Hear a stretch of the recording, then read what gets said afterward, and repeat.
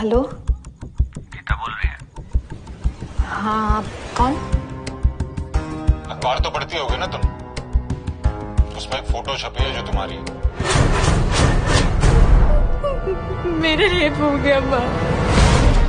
अभी जो आपने कुछ सेकंड की झलक देखी वो कोई मनगढ़ंत स्क्रिप्ट पर बनी फिल्म नहीं है, बल्कि देश के सबसे बड़े से स्कैंडल पर आधारित फिल्म अजमेर 92 का टीजर है। 1987 से चल रहा है ये सब।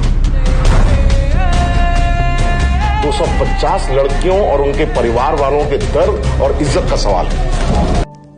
इस फिल्म में क्या है ये तो फिल्म ही बताएगी, लेकिन अजमेर का 1992 का वो रुला देने वाला दर्दनाक कांड सबको जानना चाहिए, सबको देखना चाहिए, जिससे अजमेर दरगाह पर माथा फोड़ने वाले हिंदुओं की आंखें खुले और उस सच्चाई का पता लगे जिसे अब तक या तो छिपाया गया या फिर हिंदुओं का प्रोपोगेंडा करार दे दिया गया। देश को ये मालूम होना चाहिए कि कैसे उस दरगाह से जुड़े लोगों ने एक नहीं, दो नहीं, बल्कि 300 हिंदू बच्चियों को शिकार बनाया और उनकी जिंदगी बर्बाद कर दी। इस कांड में युवा लड़कियों को निशाना बनाया गया। उनके साथ अजमेर दरगाह के चिश्ती बंधुओं ने लंबे समय तक बलात्कार किया और ये तब तक चला जब तक एक स्थानीय अखबार नवज्योति ने कुछ न्यूड तस्वीरें और एक कहानी प्रकाशित न कर दी, जिसमें स्कूली छात्रों को स्थानीय गिरोह द्वारा ब्लैकमेल किए जाने की बात कही गई थी। मीडिया रिपोर्ट के मुताबिक स्थानीय प्रभावशाली पुरुष भी युवा लड़कियों को निशाना बना रहे थे। ये कहना गलत नहीं होगा कि ये आज तक का शायद सबसे बड़ा सुनियोजित रेप कांड है, जिसमें कई सफेदपोश लोग भी शामिल थे। लेकिन हमारी विडंबना देखिए, हमारे देश का कानून उन्हें सजा न दे सका, उन मासूम बच्चियों को न्याय न दे सका। आज 30 साल से भी ज्यादा का समय गुजर गया, लेकिन उन बेटियों को न्याय नहीं मिला। उनमें से कुछ लापता हैं, तो कुछ ने आत्महत्या कर ली और न्याय वो तो मानो रास्ता ही भटक गया।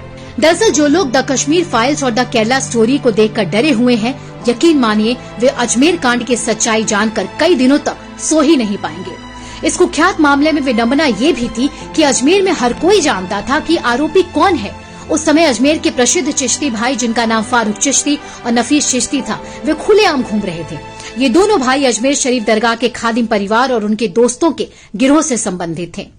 इस कांड से शहर सदमे में था। अजमेर कांड की ये कहानी आज भी सिहरन पैदा कर देती है। अक्सर ये हवाला दिया जाता है कि हिंदू भी दरगाह पर जाते हैं, मन्नत का धागा बांधते हैं, लेकिन ये शर्मनाक कांड उन सभी दावों पर एक बड़ा सवाल है। अजमेर कांड में किसी को भी पीड़ित लड़कियों के सही आंकड़ों के बारे में पता नहीं चला। अजमेर में लड़कियों की एक पूरी पीढ़ी को हमारा सिस्टम फेल कर चुका है।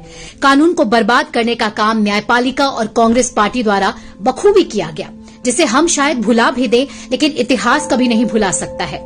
उन सैकड़ों हिंदू लड़कियों के साथ जो हुआ वो अमानवीय नहीं बल्कि दैत्य अपराध था। क्या अजमेर 92 फिल्म को भी देश के कथित पत्रकार और बुद्धिजीवी महानुभाव नकारेंगे कि सैकड़ों नहीं बल्कि इससे कम बच्चियों के साथ अपराध हुआ था?